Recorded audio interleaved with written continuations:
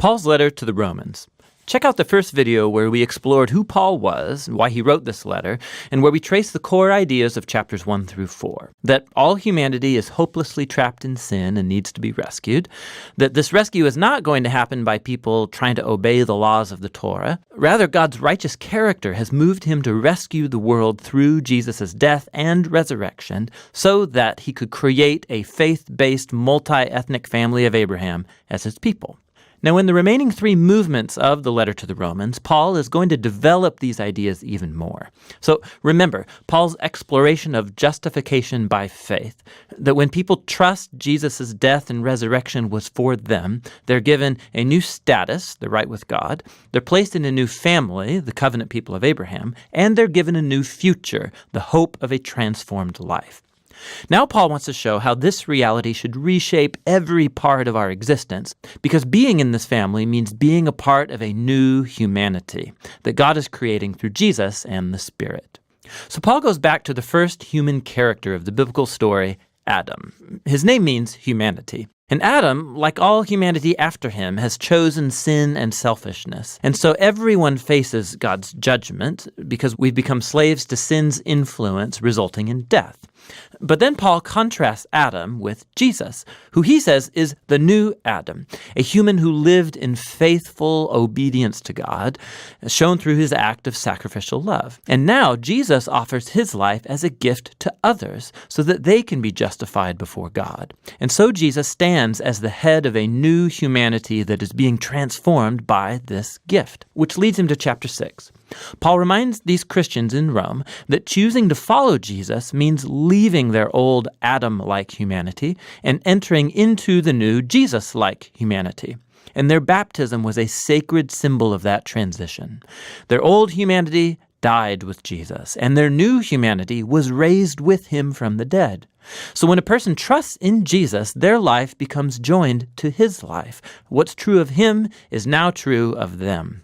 It's when people accept their identity as Jesus-like humans that they are liberated to become the wholehearted humans who can truly love God and their neighbor. Now, if creating this new humanity was always God's purpose, Paul asks in chapter 7, what then was the point of God giving Israel the law, or in Hebrew, the Torah?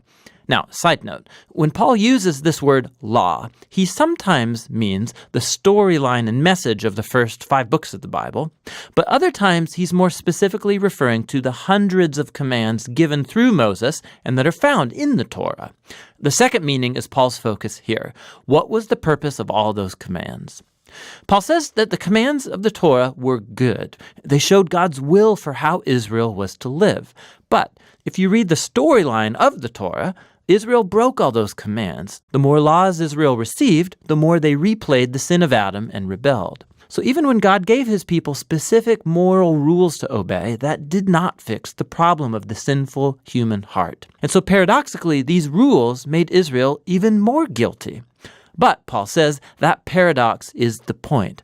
God's goal was to make it crystal clear that it's evil that's hijacked the human heart, and that the Torah, good as it is, could not do a thing about it. But Paul says in chapter 8, the solution has arrived in Jesus and the Spirit. And here's how.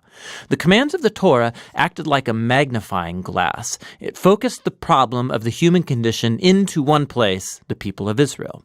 But now Israel's representative, Jesus the Messiah, has paid for and dealt with all of that sin through his death and his resurrection.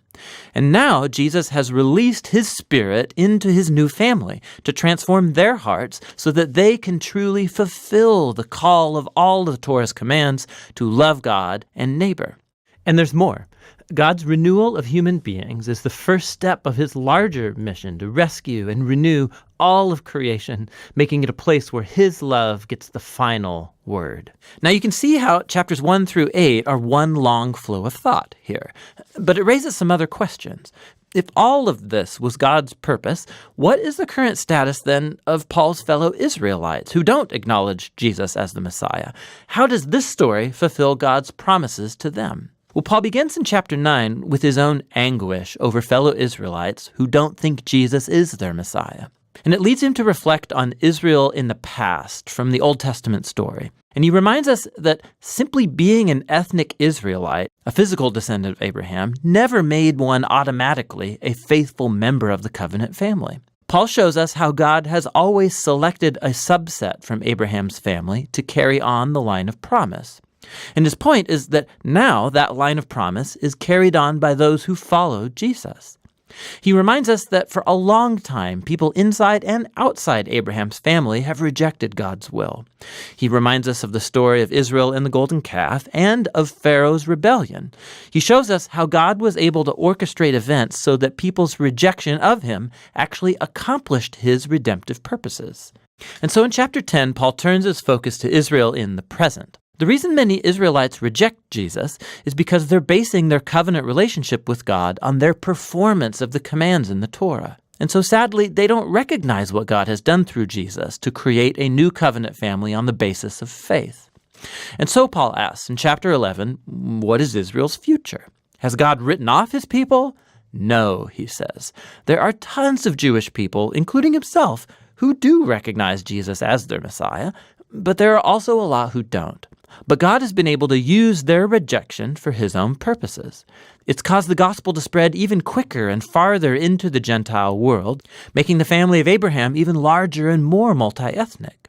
Paul describes God's covenant family as a big olive tree, and the rejectors of Jesus have been broken off, so to speak, and these Gentiles are like wild branches that have been grafted into the family tree.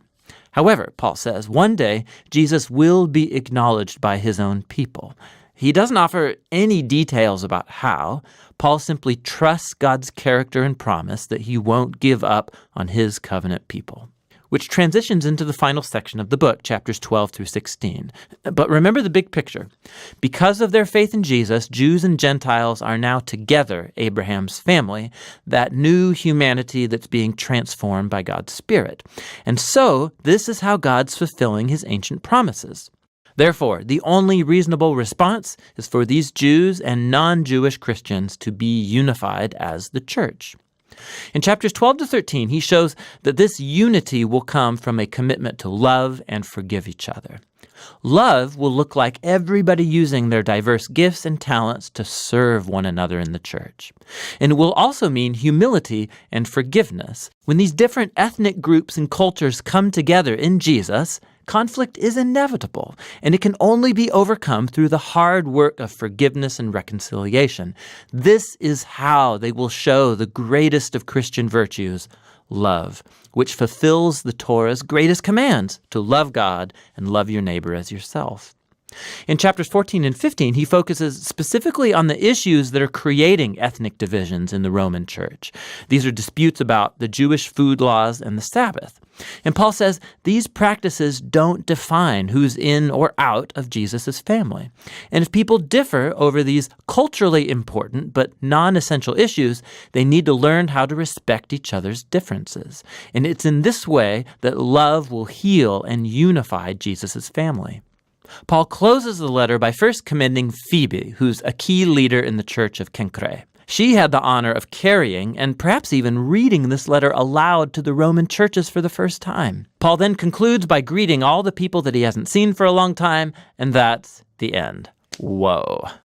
You can see better now how all the pieces of this letter fit together and show what a profound masterpiece it truly is. That's what the letter to the Romans is all about.